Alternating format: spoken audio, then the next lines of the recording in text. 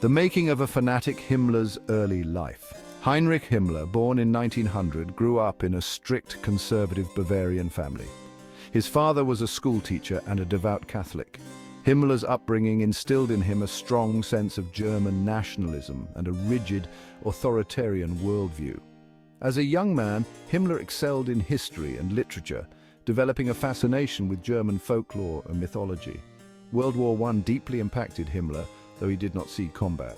He yearned for military glory and felt a sense of national humiliation in Germany's defeat. In search of purpose, Himmler joined various right-wing paramilitary organizations after the war.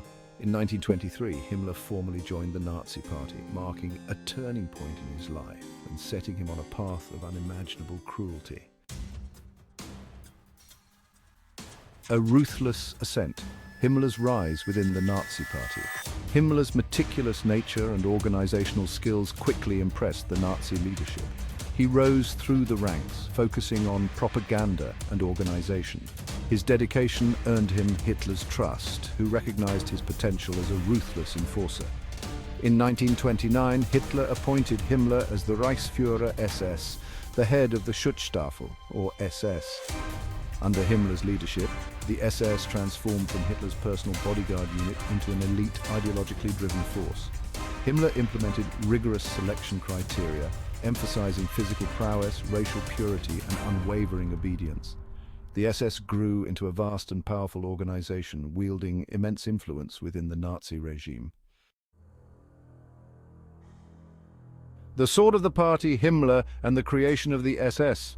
Himmler envisioned the SS as the vanguard of the Nazi revolution, responsible for implementing the regime's racial policies and crushing opposition.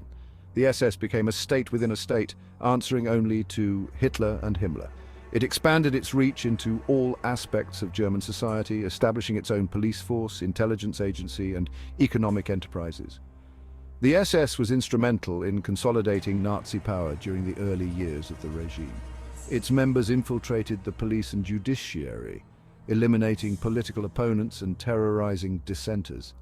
The Gestapo, the SS's secret police force, became synonymous with fear and repression.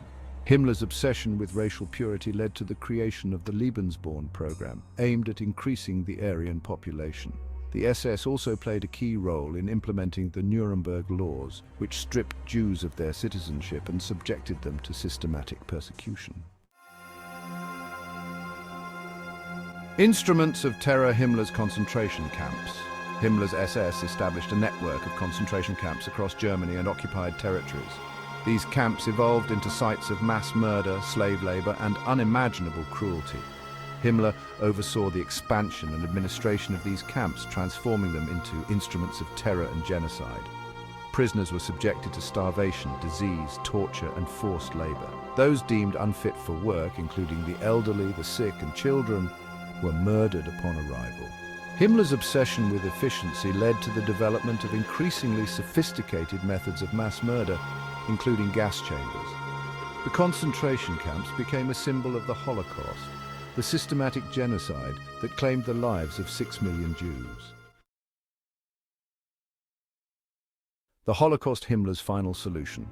The Holocaust, the systematic genocide of European Jews, was the culmination of Nazi racial ideology and Himmler's twisted vision. Driven by a fanatical belief in the need to rid Europe of Jews, Himmler played a central role in planning and implementing the final solution. He transformed the SS into a killing machine, responsible for the mass murder of millions.